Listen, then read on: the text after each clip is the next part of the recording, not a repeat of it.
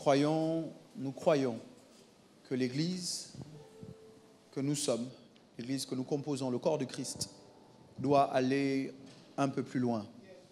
Nous ne pouvons pas, année après année, décennie après décennie, nous satisfaire de là où nous sommes, en justifiant que c'est là que l'apôtre Paul nous a laissés. Je considère qu'il faut que nous allions un peu plus loin. La Bible est formelle. Ceux du peuple qui connaîtront leur Dieu feront des exploits. Il y a une nécessité de connaître et de connaître un peu plus précisément notre Dieu. Si nous voulons vivre des choses extraordinaires et exceptionnelles avec lui, il nous faut avoir accès à la connaissance, à un savoir.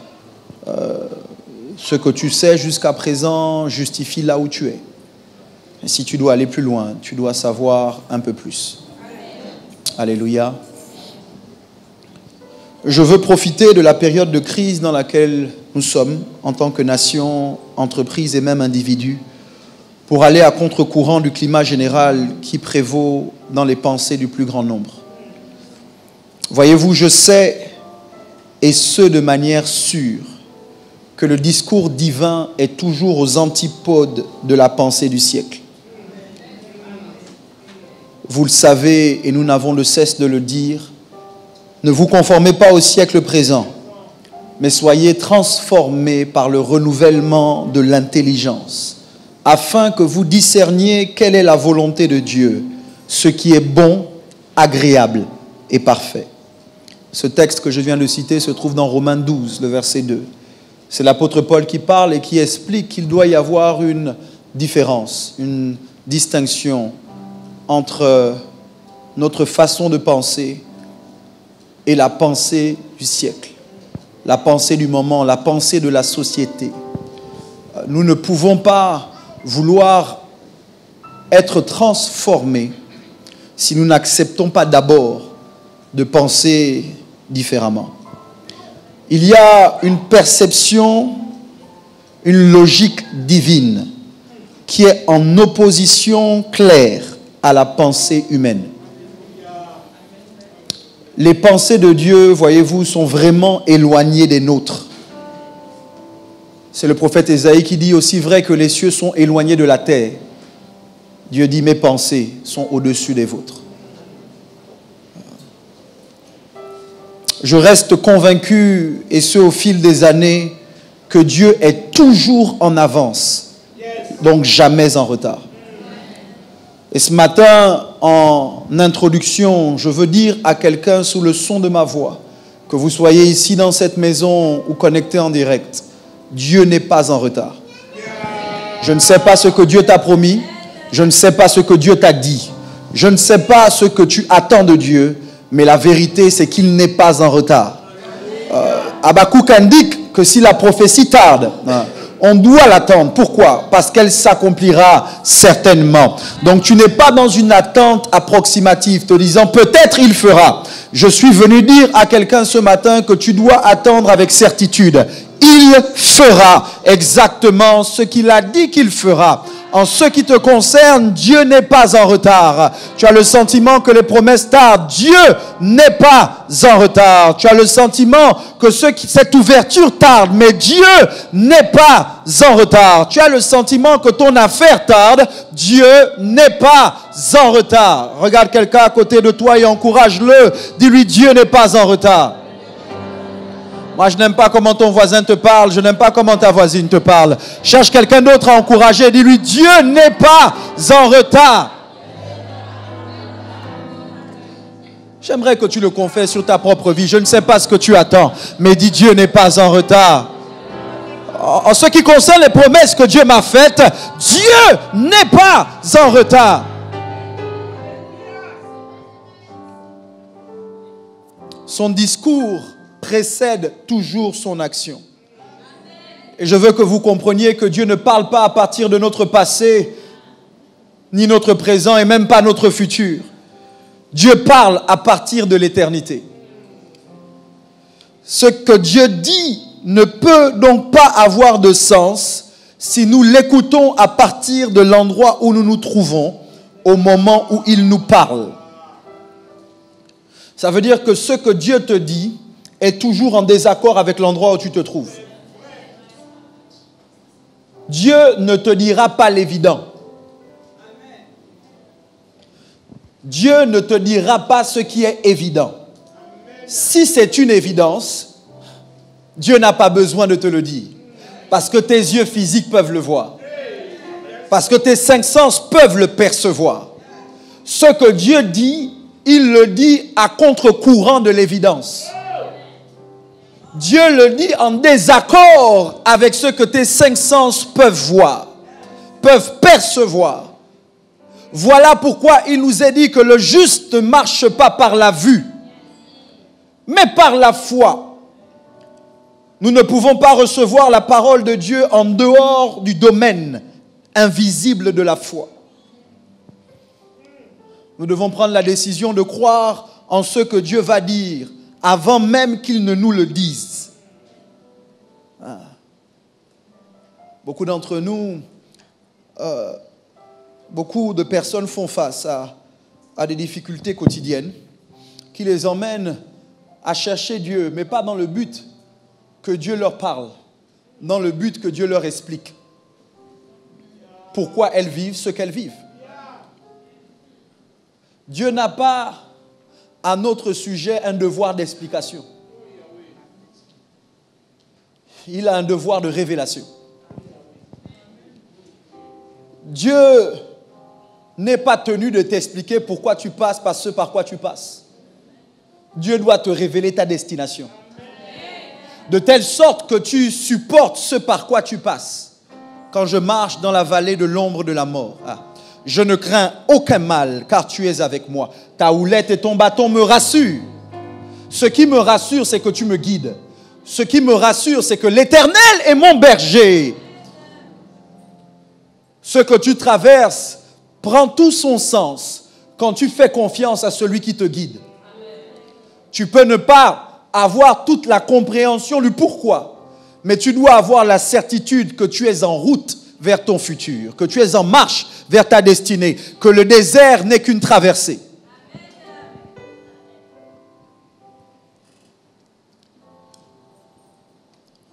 C'est certainement dans la réalité de la foi qu'il nous est fait savoir que ce qui nous rend agréable à Dieu, ce qui l'emmène à nous agréer, c'est le fait qu'on lui fasse confiance. Je quelqu'un à côté de toi, je sais que ton voisin va te déranger, pourquoi tu l'embêtes depuis que tu es arrivé? Mais ce n'est pas grave, dis-lui, c'est pour ça que je suis à côté de toi. Encourage quelqu'un, dis fais confiance à Dieu. Envers et contre tout, fais confiance à Dieu. Ne fais pas confiance à ce que tes yeux voient, fais confiance à Dieu. Ne fais pas confiance à ce que la société dit, fais confiance à Dieu. Ne fais pas confiance à ce que ta famille dit, fais confiance à Dieu. Ne fais pas confiance à ce que la médecine dit, fais confiance à Dieu. Ne fais pas confiance à ce que ton compte en banque dit, fais confiance à Dieu. Ne fais pas confiance à ce que ton corps te dit, fais confiance à Dieu. Ne fais pas confiance à ce que ton frigidaire te dit, fais confiance à Dieu. Ne fais pas confiance à ce que l'atmosphère dit, fais confiance à Dieu. La Bible dit que si Dieu et les hommes disent des choses opposées, le groupe qui ment, c'est le groupe des hommes. Que Dieu soit reconnu pour vrai et tout homme pour menteur. Dieu ne peut pas mentir. Si Dieu te dit une chose et ton compte en banque dit autre chose, c'est ton compte en banque qui ment. Si Dieu te dit une chose et ton corps te dit autre chose, c'est ton corps qui ment. Si Dieu te dit une chose et ta maison dit autre chose, c'est ta maison qui ment. Si Dieu te dit une chose et le pays dit autre chose, c'est le pays qui ment. Bouscule quelqu'un à côté de toi, dis-lui fais confiance à Dieu. J'aime pas comment tu le bouscules, il doit bouger. Dis-lui fais confiance à Dieu.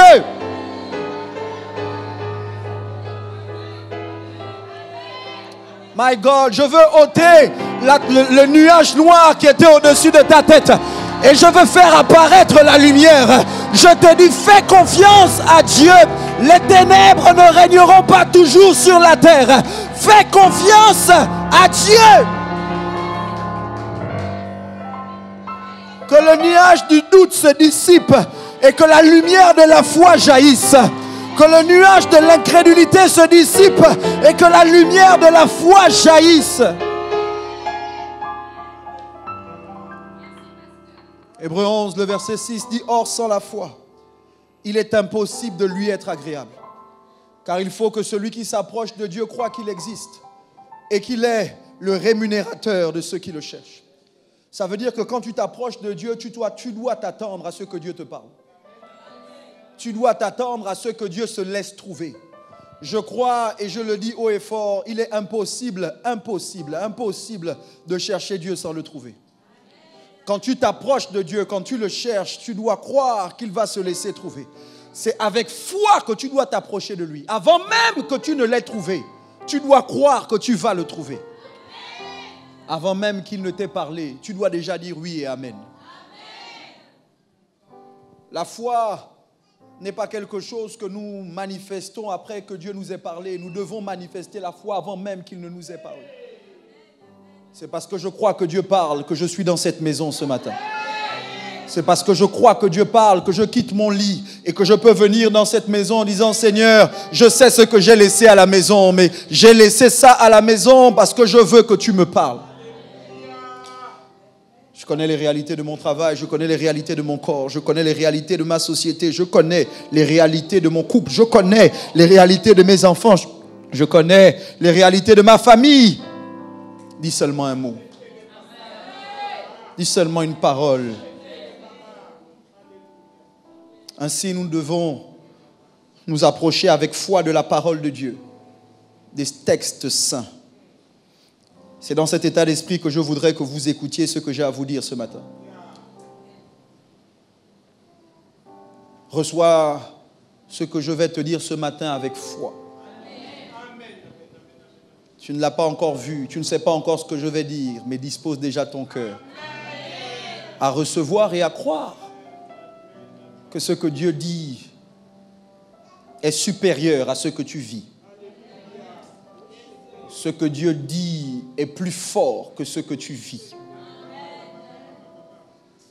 Le diable est un menteur.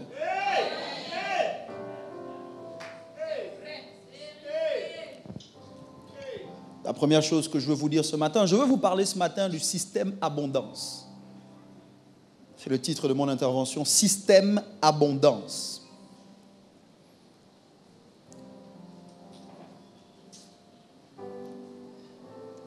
Yes, Lord. 2 Corinthiens 9, 8, ce n'est pas mon texte de base, mes textes de base je les lirai tout à l'heure, mais 2 Corinthiens 9, 8 est un des textes que je veux que vous ayez devant les yeux à cet instant. Autant que faire se peut, prends ta Bible. Parce que je vais vouloir que tu soulignes certains mots. 2 Corinthiens 9, le verset 8. Si tu n'as pas de Bible, je ne continue pas la phrase. 2 Corinthiens 9, 8.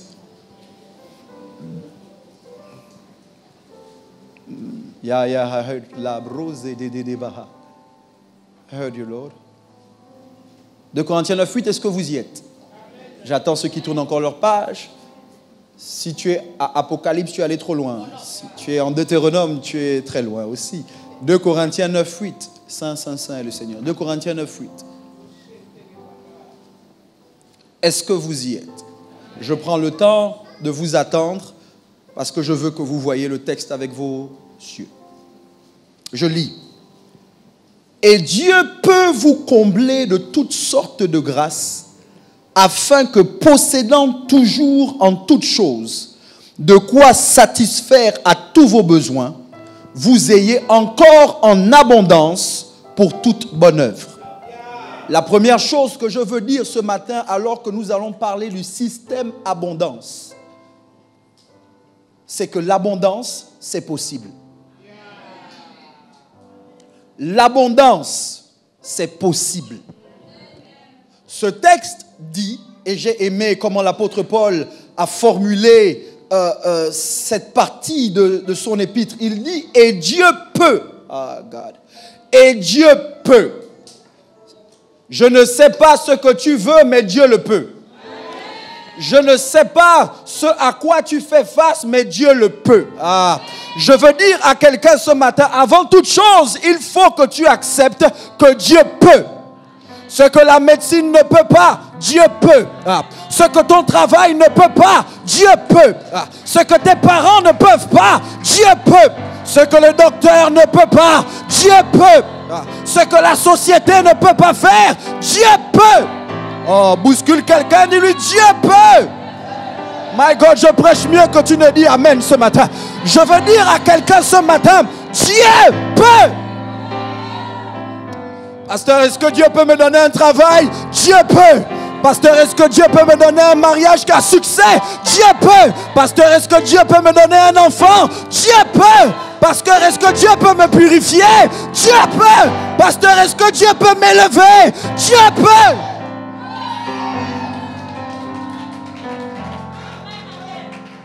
Et Dieu peut. Si je ne dis plus rien, j'ai prêché ce matin. Dieu peut. Nous n'avons pas un Dieu impotent. Nous avons un Dieu omnipotent. Nous n'avons pas un Dieu impuissant. Nous avons un Dieu de toute puissance. Un Dieu qui a tout pouvoir. Un Dieu qui a toute capacité. Un Dieu qui n'a pas son semblable. Dieu peut. Est-ce que Dieu peut sauver ta femme? Dieu peut. Est-ce que Dieu peut sortir tes enfants de la drogue? Dieu peut. Est-ce que Dieu peut convertir le cœur de ton époux? Dieu peut. Est-ce que Dieu peut briser les chaînes du célibat? Dieu peut. Est-ce que Dieu peut frayer un chemin là où il semble ne pas y en avoir? Dieu peut.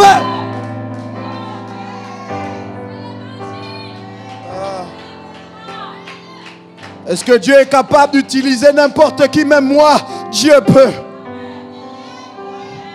Si tu peux l'imaginer, Dieu peut le réaliser.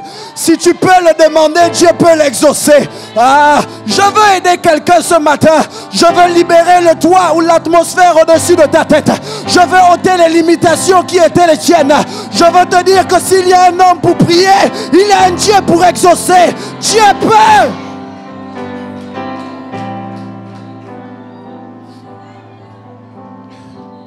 Et Dieu peut vous combler de toutes sortes de grâces. Ce que Dieu peut, ça s'appelle la grâce. Pour nous. Parce que ce que Dieu peut, on ne peut pas. Ce que Dieu peut, on ne le mérite pas. Je veux que vous arrêtiez de vivre votre relation avec Dieu sur la base du mérite, sur la base de la loi, sur la base des efforts. Parce que Dieu peut te combler de toutes sortes de grâces. La grâce, c'est quelque chose d'immérité. La grâce, c'est quelque chose que toi-même, tu ne peux pas fabriquer. La grâce, c'est son domaine. Dieu peut vous combler de toutes sortes de grâces. Ça veut dire qu'il y a différentes grâces. Il n'y en a pas un seul type, il n'y en a pas une seule sorte. Il y a toutes sortes de grâces. Et le texte poursuit en disant ceci. Le texte dit, afin que possédant toujours en toutes choses, de quoi satisfaire à tous vos besoins. Souligner, satisfaire à tous vos besoins. La première chose à souligner, c'était Dieu peut. La deuxième chose, c'est satisfaire à tous vos besoins. Écoutez, ça veut dire quoi? Ça veut dire que ce que Dieu peut, c'est satisfaire à tous tes besoins. Dieu est capable, Dieu a le pouvoir de répondre à tous tes besoins. La Bible dit que vous, afin que possédiant toutes choses, afin que possédant toujours en toutes choses. Il y a des mots qui sont cruciaux dans cette lecture. Il y a un mot que j'utilise rarement, seulement quand je parle de lui. C'est toujours. Parce que je ne peux pas dire toujours quand c'est un homme. Mais Dieu dit, tu peux posséder toujours. Vous ne vous rendez pas compte, mais ce que l'apôtre Paul est en train de dire, c'est que tu peux être à l'abri du besoin. Toujours. Toujours. Dis toujours. Les gens vous disent que la vie est faite de cycles et je considère que c'est vrai. Mais il y a un moment où le désert, tu ne le rencontres plus. Même si je crois qu'il y a des hauts et des bas dans la vie et que tout n'est pas que fait, je considère qu'il y a un moment où les Égyptiens que tu voyais, tu ne les verras plus jamais. Jamais. Je veux ce matin libérer dans cette maison, dans cette atmosphère, la grâce de Dieu qui va te mettre pour toujours à l'abri d'une situation. De telle sorte que tu n'aies plus jamais à vivre ce que tu as vécu. Je parle d'un type de miracle où Dieu te sort de l'Égypte et tu n'y vas plus jamais. Je parle d'un type de situation dont Dieu te sort et que tu ne vis plus jamais. Que lorsque tu vas raconter ton témoignage à tes enfants, ils vont dire: tu mens, maman, c'est pas possible. Que lorsque tu vas raconter ton témoignage à quelqu'un, la personne va dire: mais c'est pas possible. Pas toi, regarde comment tu vis. Tu dis: mais tu ne sais pas ce que j'ai traversé. Tu ne sais pas d'où Dieu m'a pris. Tu ne sais pas ce que j'ai vécu.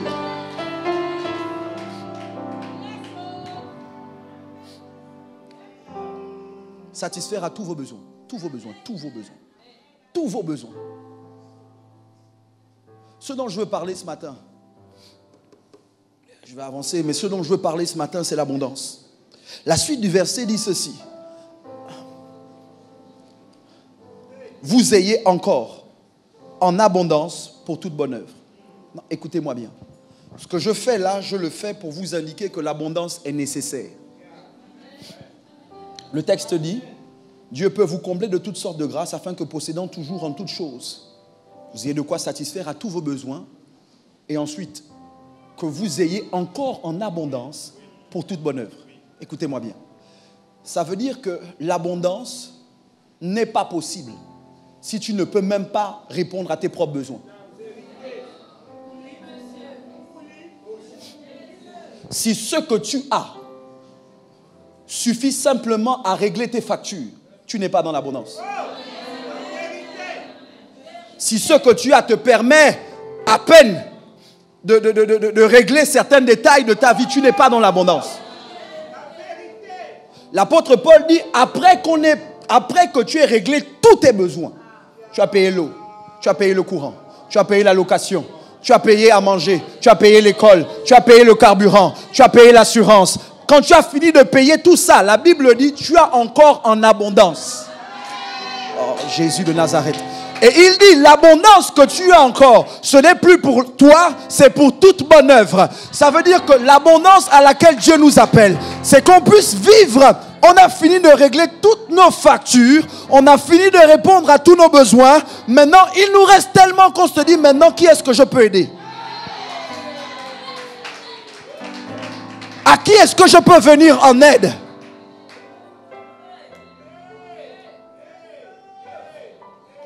L'abondance est nécessaire. Parce que si tu n'es pas dans l'abondance, tu ne pourras pas aider les autres. Ce n'est pas juste que tu prennes toujours la nourriture de ton enfant pour la donner à l'enfant du voisin. Même s'il a faim, à un moment, ton enfant doit bien manger. Et quand ton enfant a bien mangé, prie de compassion pour le voisin et ses enfants. Tu dis: ce mois, je paye les courses de la maison. Je savais que je vais parler aux internautes. Ici, ils ne sont pas d'accord de recevoir ce genre de paroles. Je veux parler à quelqu'un ce matin qui est d'accord de sortir du juste assez, qui est d'accord de sortir de la médiocrité de l'à peu près, qui est d'accord de rentrer dans une vie abondante.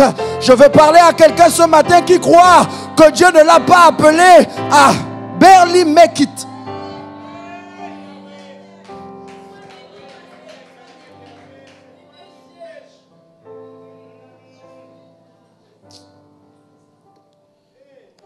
Tous tes besoins, que vous ayez encore en abondance pour toute bonne œuvre. Jean 10, 10. Jean 10, 10. Je lis: le voleur ne vient que pour dérober, égorger et détruire. Moi, je suis venu, c'est Jésus qui parle, afin que les brebis aient la vie, virgule, et qu'elles soient dans l'abondance. Écoutez-moi, pour vous qui prenez des notes, la vie abondante est possible. C'est la première chose que je veux dire à quelqu'un ce matin. C'est possible de vivre une vie abondante. Tu n'es pas obligé d'accepter la fatalité, de la médiocrité et de la pauvreté. La vie abondante est possible. Ce n'est pas une utopie, ce n'est pas une illusion, ce n'est pas un mythe. Pas si tu crois en ce que Jésus dit. Jésus affirme qu'il est venu pour nous donner le choix. C'est notre frère Claude Oussou qui dit savoir, c'est se donner le choix. Parce que quand tu sais, tu as le choix. Quand tu ne sais pas, tu es prisonnier de ce que tu ignores. Voilà pourquoi il faut être cultivé. Voilà pourquoi il faut poursuivre son éducation. Tu ne peux pas te limiter au fait que tu aies quitté l'université. Tu dois continuer à te cultiver, continuer à te faire former. Parce que savoir, c'est se donner le choix. Quand tu sais, tu as le choix. Avant que Jésus ne vienne, Jésus dit, le voleur ne vient que pour dérober, égorger et détruire. Mais moi, je suis venu. Ça veut dire qu'avant qu'il ne vienne, il y avait une fatalité. On était victime du voleur. Le voleur dérobait, le voleur égorgeait, le voleur détruisait. Mais à cause de la venue de Jésus, nous avons accès à autre chose. Nous pouvons aller plus loin. Nous ne sommes plus obligés d'être des victimes des voleurs de joie, des victimes des voleurs de paix, des victimes des voleurs de vie. Quelle que soit l'action du diable et de ses agents dans le monde, dans notre société, nous pouvons expérimenter autre chose. En opposition à ce qui nous est présenté dans cette société, Jésus indique qu'il est possible de vivre et pas juste de survivre. Si Jésus dit « Moi, je suis venu afin que les brebis aient la vie », ça veut dire qu'avant qu'il ne vienne, les brebis ne vivaient pas.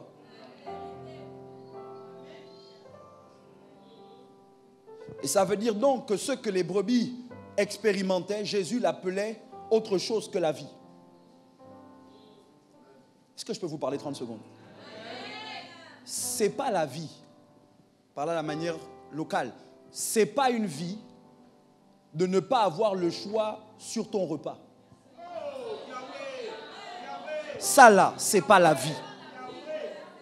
C'est pas la vie que tu sois obligé de manger toujours la même chose. Pas parce que c'est ce que tu aimes, mais parce que tu n'as pas d'autre choix. Ce n'est pas la vie. Ce n'est pas la vie d'avoir toujours le même vêtement. Et à un moment, ça se délave parce que tu le laves trop et tu n'as pas d'autre choix. Ce n'est pas la vie. La vie, c'est le choix. C'est notre évêque qui dit vivre, c'est choisir. Si tu n'as pas le choix, c'est que tu ne vis pas. Tu survis. Tu dois avoir le choix entre marcher ou prendre ta voiture. Tu dois avoir le choix entre aujourd'hui tu manges du poulet ou demain tu manges du poisson. Tu dois avoir le choix entre la galette au chocolat et le steak.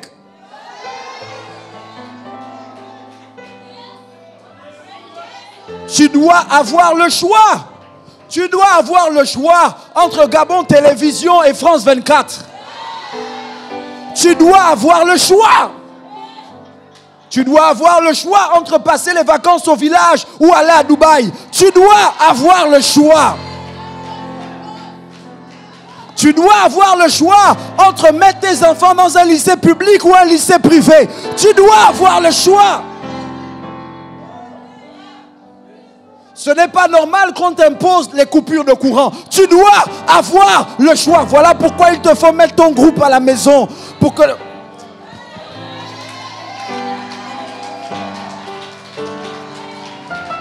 Tu dois avoir le choix.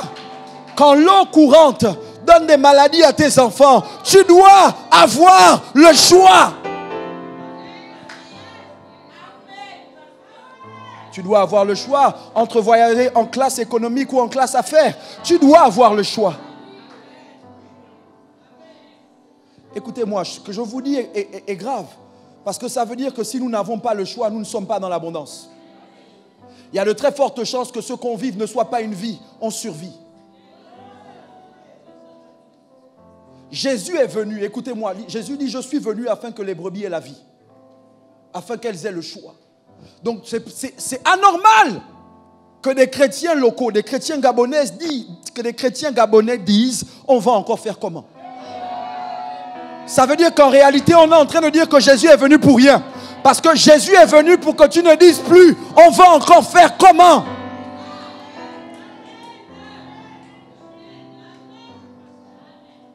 Écoutez-moi, je vais déranger, je risque de descendre, je vais descendre, voilà. Je veux dire, tu dois avoir le choix de travailler pour quelqu'un et monter ta propre affaire. À un moment, tu dois pouvoir dire ça suffit. Ça fait 20 ans que je travaille pour toi et tu revois mon salaire à la baisse chaque année. À partir d'aujourd'hui, j'arrête de travailler pour toi. La raison pour laquelle certains d'entre vous, vous ne pouvez pas démissionner, c'est parce que vous pensez au salaire. Vous êtes prisonnier d'une fin de mois. Tu supportes les agissements d'un patron complexé et à la fin, tu supportes parce que tu te dis à la fin du mois, on doit me payer. Mais je vais prier ce matin pour délivrer quelqu'un de la pression de la fin du mois. Je prie ce matin que quelqu'un soit libre d'un salaire. Je prie ce matin, my God, vous ne m'entendez pas. Je prie ce matin afin que quelqu'un soit libre de la pression mensuelle. Ça ne doit plus être dans ta bouche les mots arrondir les fins du mois. Ça doit s'arrêter. Tu dois avoir le choix.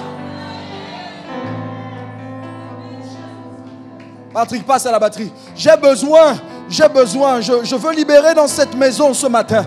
Et pour ceux qui me regardent en direct, la grâce. Parce que c'est ça, la grâce. Je ne parle pas de ce que tu mérites simplement. Je parle de la grâce. La grâce de Dieu. La grâce qui est capable de prendre un indigent et de le faire asseoir avec les rois. Je parle de la grâce. Oh my God, I give you praise. Maro satana maya da paya. Jigedele bosono malike tele bosana maya. Rasono malike tele bosana maya.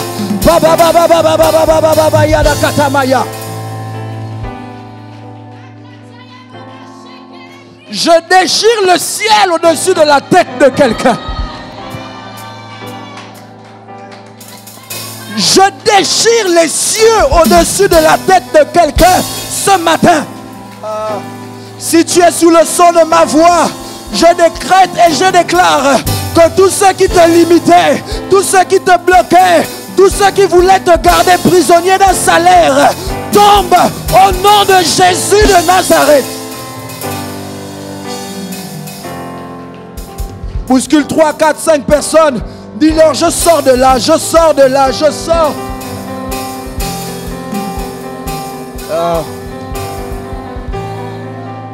Yes, Lord. Yes, Lord. Ma ba ba ba ba ba za.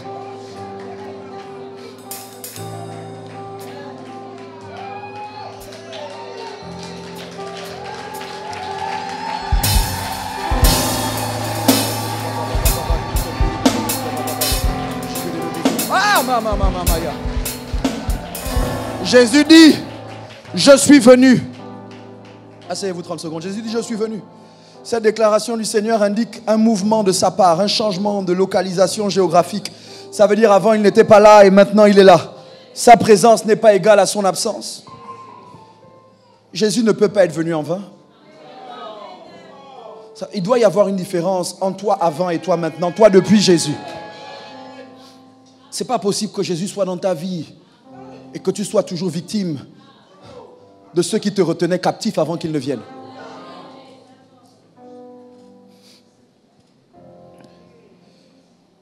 Je suis convaincu que s'il nous était possible de vivre sans Jésus, il ne serait pas venu.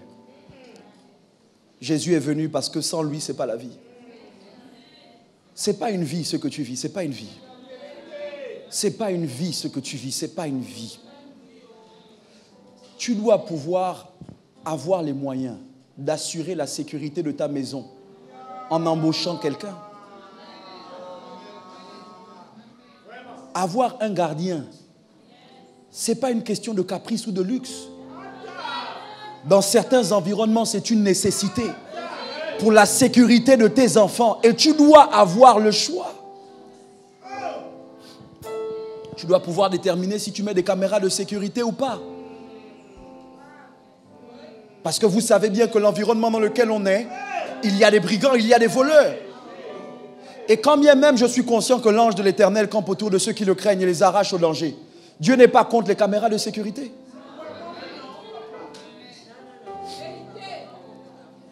Mais comment tu vas avoir une caméra, un système de sécurité, si tu n'es même pas capable de mettre à manger sur ta table?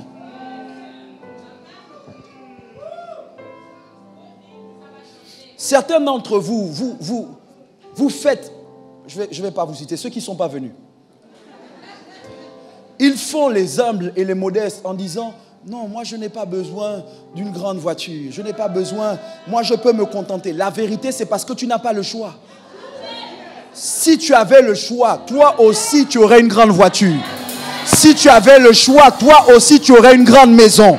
Si tu avais le choix, toi aussi tu aurais des vêtements de marque. Si tu avais le choix, toi aussi tu mets tes enfants dans les meilleures écoles.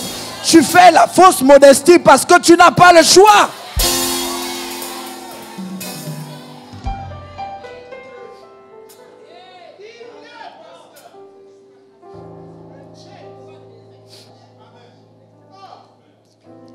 Ce que je dis, rien que ce que je dis est une bonne nouvelle.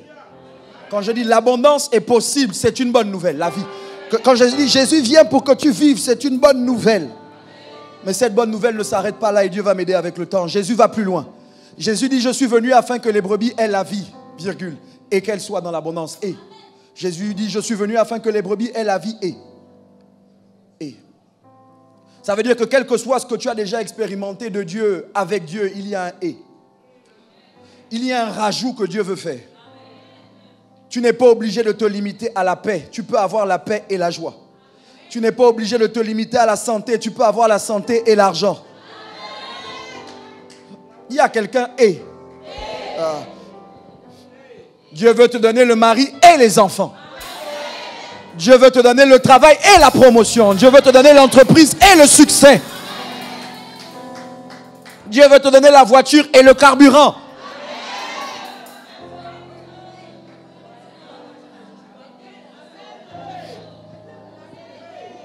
Pour être sûr que tu ne te poses pas trop de questions sur la nature du rajout. Qu'est-ce que Dieu veut rajouter à ma vie? Jésus règle la question en disant « et qu'elle soit dans l'abondance ».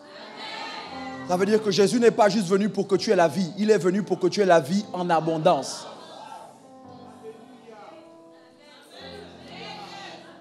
Je ne pourrais pas tout vous dire ce matin, que Dieu m'aide. J'entends David dire « tu oins d'huile ma tête et ma coupe déborde ». Ça suffit avec les onctions d'huile qui n'affectent pas la coupe.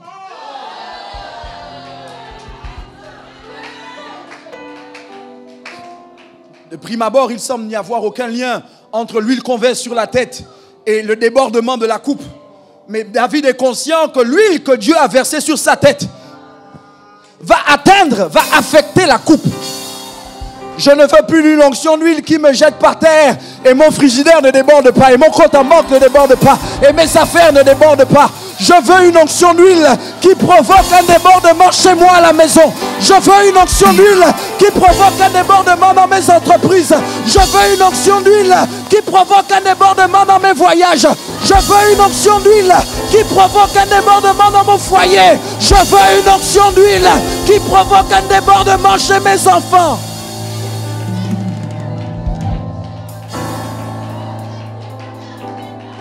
My God, est-ce que quelqu'un entend ce que Dieu dit à l'église ce matin? Est-ce que quelqu'un entend ce que Dieu dit à l'église ce matin? Je veux que tu sois prophète pour quelqu'un. Bouscule-le, dis-lui, ça va déborder, ça va déborder. My God, bouscule quelqu'un d'autre, dis-lui, ça va déborder, ça va déborder. Ça va déborder, ça va déborder, ça va déborder.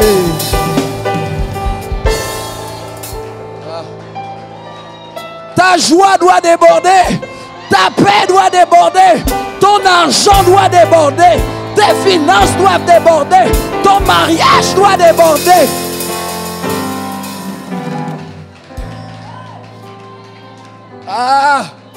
Tape dans la main de quelques personnes à côté de toi. Dis-lui, je vais déborder, je vais déborder.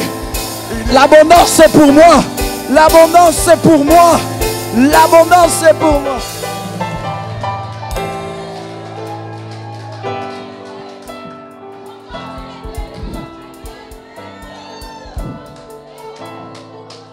Je veux, dans les quelques minutes qui me restent, rentrer maintenant dans le vif de mon sujet. Ce matin, je veux vous parler du système abondance.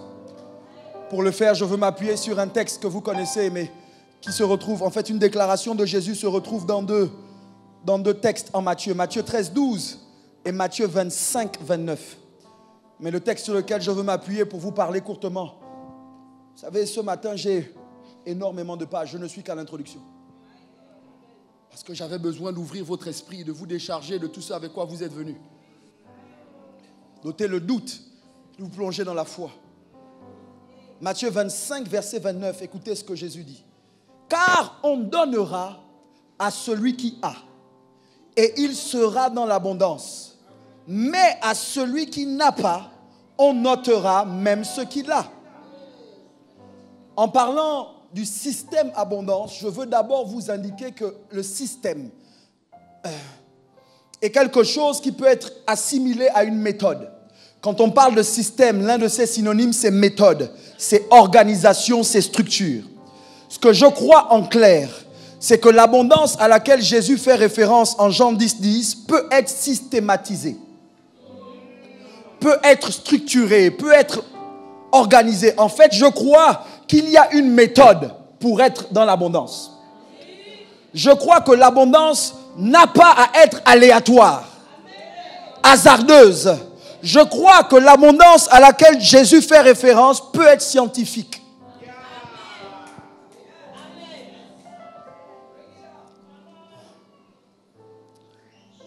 Marc et Luc racontent à peu près la même histoire et disent à peu près la même chose. Mais seul Matthieu rajoute à cette déclaration le mot abondance.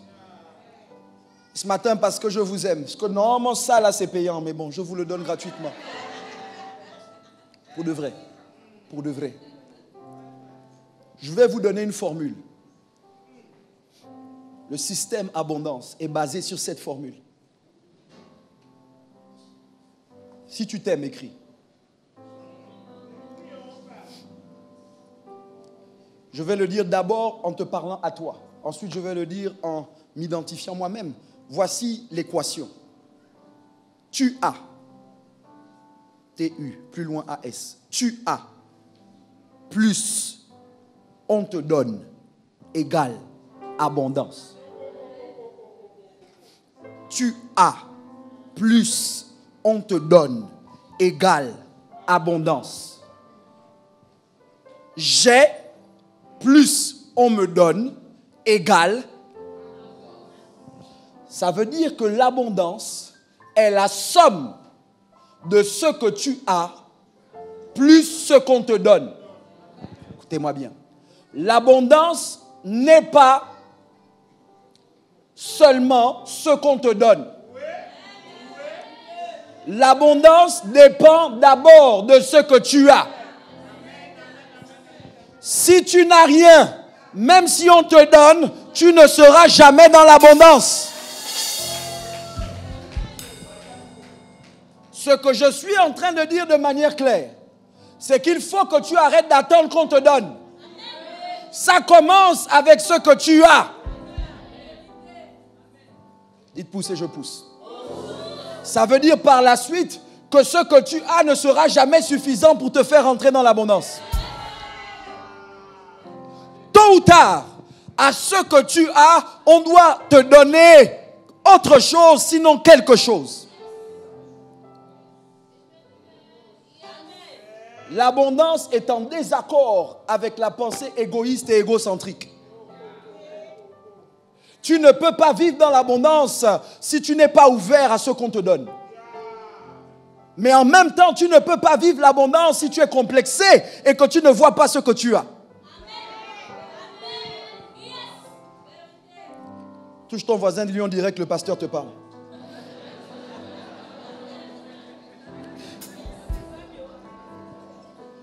My God, je sens que le temps me manque. Normalement, je dois m'arrêter là parce que le temps, mais...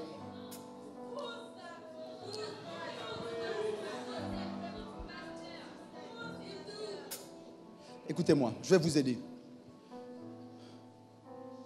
Parce que ce matin, ce dont je veux parler, c'est d'abord... Parce que la question que quelqu'un se pose, c'est qu'est-ce que je fais quand ce que j'ai ne semble pas être suffisant? Ce que je dis, c'est quand ce que tu as ne semble pas être suffisant, c'est que tu n'as pas bien regardé, tu n'as pas bien vu, tu n'as pas bien observé et tu n'as pas identifié ce que tu as. Okay. Quelqu'un d'autre va dire, mais pasteur, moi je n'ai rien. C'est un mensonge du diable. Écoutez-moi bien. Une veuve, oh yes Lord, I heard you. Une veuve arrive vers Élisée. La veuve est femme de prophète. Ça veut dire qu'elle est femme d'homme de Dieu. L'homme de Dieu est mort. L'homme de Dieu a laissé des dettes. La veuve va voir Élisée le prophète en disant à Élisée, mon mari a laissé des dettes. Les créanciers s'apprêtent à prendre mes enfants pour payer les dettes. Okay. Écoutez-moi bien. Cette femme vient voir Élisée, ce n'est pas Élisée qui a créé la dette. C'est son mari. Je veux dire à quelqu'un ce matin que Dieu peut t'aider à régler tes dettes. Je ne vous parle pas des choses abstraites, je vous parle des choses concrètes. Les dettes que tu as là, Dieu peut t'aider à les régler. Si tu pouvais les régler toute seule, tu l'aurais déjà fait. Tu as besoin d'une intervention divine. Tu as besoin d'un miracle. Tu as besoin que Dieu fasse quelque chose. Pas ici à l'église, mais chez tes créanciers. Tu as besoin que quelque chose se passe. La Bible dit que cette femme dit, Élisée, regarde, c'est compliqué. Mon Seigneur, ok. Élisée lui dit, écoutez-moi bien, la première chose qu'Élisée va lui demander pour régler ses dettes, c'est pas combien tu dois. Parce que combien tu dois n'est pas important. Ce qui est important, c'est la question qu'Élisée lui pose. Qu'est-ce que tu as à la maison? Ça veut dire qu'avant même que Dieu ne dise, je vais intervenir, je vais faire le miracle, tes dettes vont être réglées. Dieu, par Élisée, commence en lui disant, tu as quoi? Pas tu dois combien? Qu'est-ce que tu as? Parce que toi, tu sais combien tu dois. Mais qu'est-ce que tu as? Je suis sûr que si c'était toi, non pas toi, les absents, si c'était la personne qui n'est pas venue, elle aurait dit, mais si j'avais, je ne serais pas venu te demander, donne-moi. Et Élisée ne veut rien lui donner tant qu'il ne sait pas d'abord ce qu'elle a. La veuve a failli faire la même erreur que certains d'entre vous. Elle dit, je n'ai rien. Élisée s'apprêtait à tourner le dos. Et elle dit, sauf si ce n'est qu'un peu d'huile dans un vase à la maison. Élisée s'est retourné. Il dit, parce que tu as quelque chose, je peux faire quelque chose.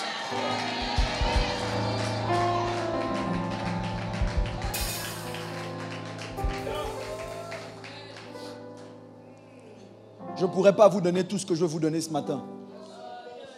Mais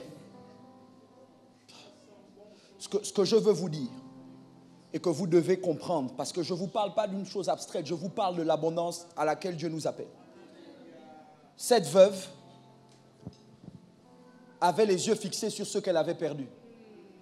J'ai perdu mon mari. Avec mon mari, j'ai perdu l'argent. Les créanciers sont sur le point de venir me prendre mes enfants. C'est la seule chose qu'il me reste. Après avoir parlé avec Élisée, elle se rend compte qu'en réalité, ce n'était pas la dernière chose qui lui restait. Quand la veuve voulait protéger ses enfants, en disant, voici son trésor qui reste, Élisée a attiré son attention sur ce qu'elle négligeait, mais qui était la solution pour la faire sortir de ses problèmes de dette. Qu'est-ce que tu dis, pasteur? Je dis qu'il y a quelque chose que tu négliges, qui est la solution pour te sortir de là.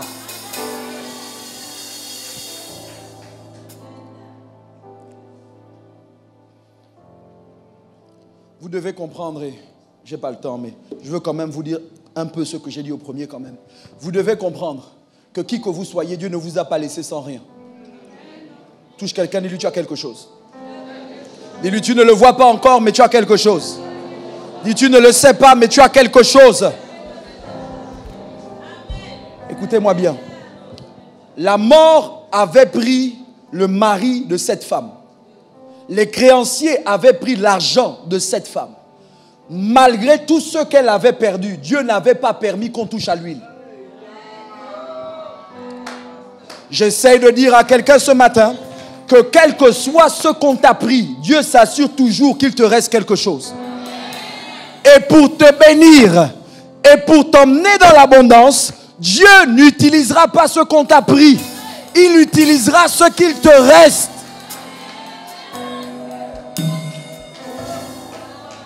Pourquoi est-ce que tu ne vois pas ce qu'il te reste? Parce que tu as les yeux sur ce qui est parti. Accepte de détourner tes regards de ce que tu n'as plus et commence à te focaliser sur ce que tu as à la maison. Tu dois commencer à prier et à dire: Seigneur, qu'est-ce qui me reste?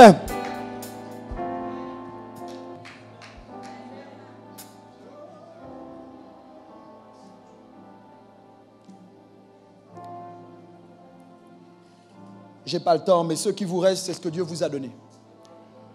Dans la formule que je vous ai donnée, c'est tu as plus on te donne égale abondance. J'ai plus on me donne égale abondance. Je suis toujours sur le j'ai, sur le tu as. Dans ce que tu as, il y a quelque chose que Dieu t'a donné. Écoute-moi bien. Je n'ai pas le temps de lire tout le texte, mais vous connaissez ce que Jérémie dit. Jérémie est dans un puits, prisonnier d'un puits. Jérémie dit: je pense à l'absinthe et au poison. Il dit: mon âme s'abat.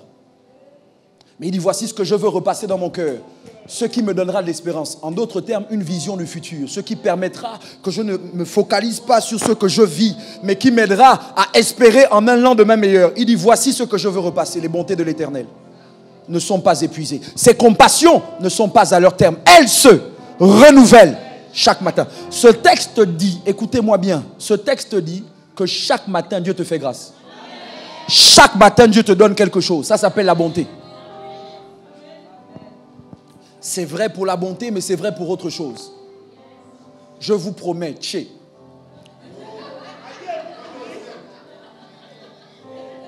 Même si je mange, je ne vais pas m'en faire. Mais bref, non, écoutez-moi bien. Je vous promets, et je parle sur l'estrade de Dieu. Ce n'est pas possible que Dieu vous ait laissé sans argent.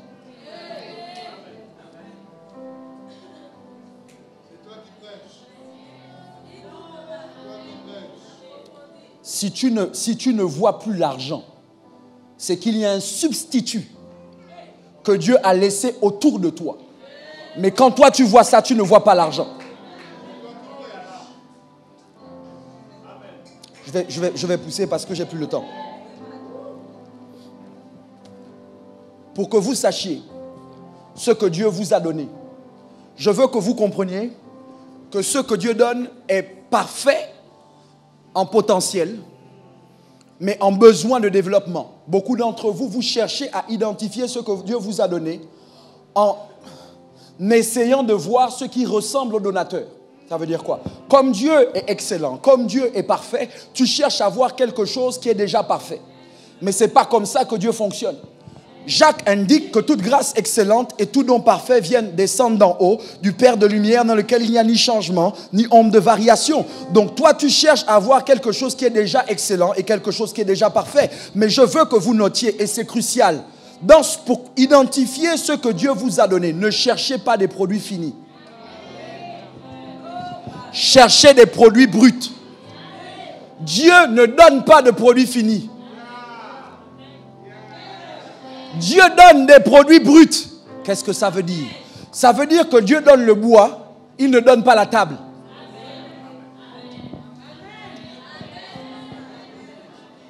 Ce que Dieu donne a en elle, la chose que Dieu donne a en elle, le potentiel pour devenir beaucoup plus grande que ce que tu vois au premier regard. Écoutez-moi bien. Ça veut dire que Dieu donne une semence. Mon temps est fini. Écoutez-moi. Écoutez-moi bien, s'il vous plaît. Ce que Dieu donne porte en elle le potentiel. Et Dieu donne cette chose qui porte en elle le potentiel à quelqu'un qui porte en lui un potentiel. Ça veut dire que Dieu donne une chose dans un état brut à quelqu'un qui est dans un état brut. De telle sorte que la personne, en développant la chose que Dieu lui a donnée, soit en retour développée par la chose que Dieu lui a donnée. Ça veut dire que l'une des raisons pour lesquelles Dieu ne te donne pas un produit fini, c'est parce que tu n'es pas un produit fini. Et que comme il veut que tu te développes, il comprend que tu ne peux pas te développer si tu ne développes rien. Donc pendant qu'il essaye de te développer, il te donne des produits bruts pour que tu les emmènes à développement, donc à perfection, et que dans le processus, toi-même, tu sois développé. Vous semblez ne pas me comprendre, je conclue. La veuve vient voir Élisée en tant que veuve. Élisée, elles ont un échange. Élisée la renvoie chez elle à la maison. Quand elle arrive à la maison, il y avait de l'huile qu'elle négligeait. Élisée lui dit, comme tu as l'huile à la maison, il dit, prends des vases autour de toi. Remplis d'huile ces vases. Les vases sont remplis. Il dit à la fin, va vendre l'huile. La femme va vendre. À la fin, il dit, vis de ce qu'il te reste. Ça veut dire quoi? Tu as payé tes dettes. Tu as résolu tes besoins. Mais tu as encore assez pour vivre. Cette veuve est allée voir Élisée en tant que victime. Quand l'histoire se finit, c'est une femme d'affaires.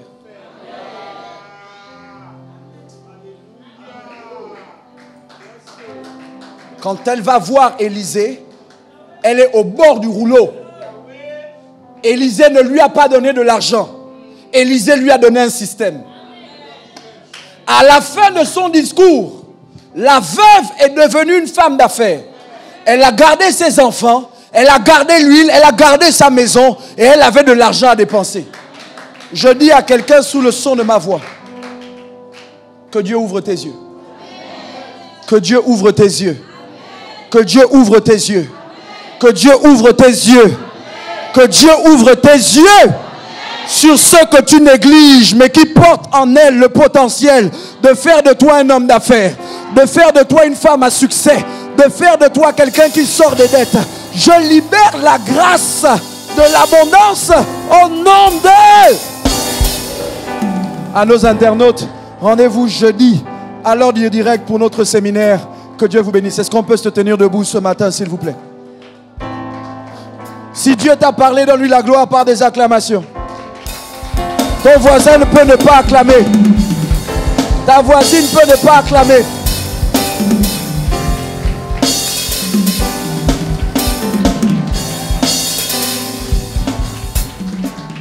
Prends ta dernière offrande, celle qui vient toujours après la parole. On va rester dans cette atmosphère. Je veux rappeler à ceux qui avaient pris l'engagement pour la construction du temple de Mwanda que c'est aujourd'hui la deadline. Donc, apportez votre engagement si vous l'avez, sinon passez au bureau durant la semaine. Librement. On reste dans cette atmosphère. Ah!